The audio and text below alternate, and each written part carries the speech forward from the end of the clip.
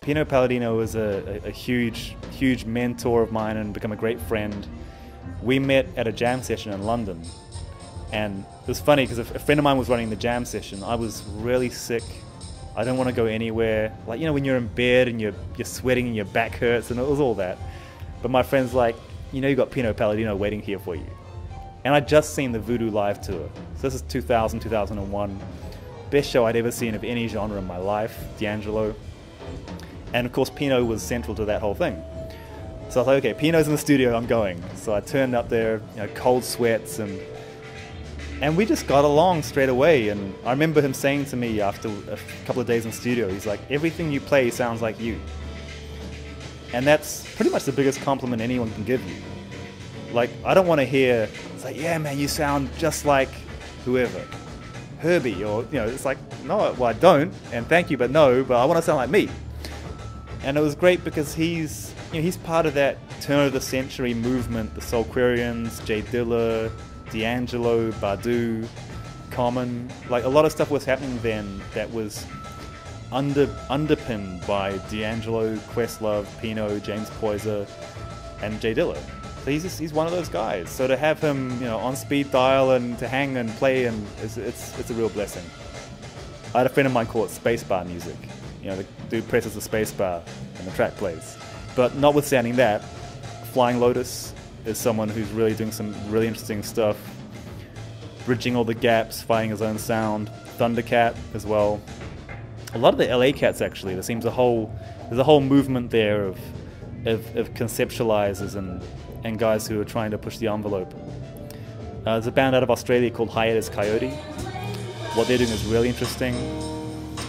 It's the same as watching someone playing an acoustic trio gig, but it's just a different instrument, which is brought into the mix.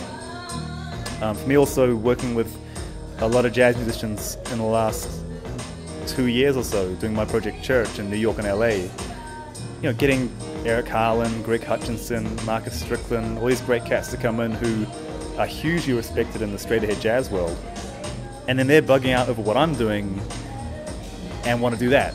I mean, that's a real validation to me and a creative kind of boost to encourage me to keep doing what I'm doing.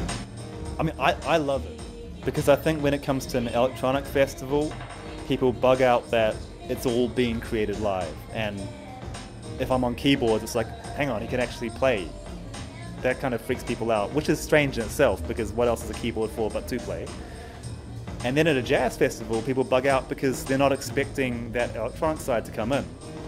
And you get the jazzers coming early, staying late, and witnessing this thing they never thought they'd like, and they love it. The dancers come early and see some real hardcore improvisation, which they can't dance to, but they love, and they would never get to experience that either.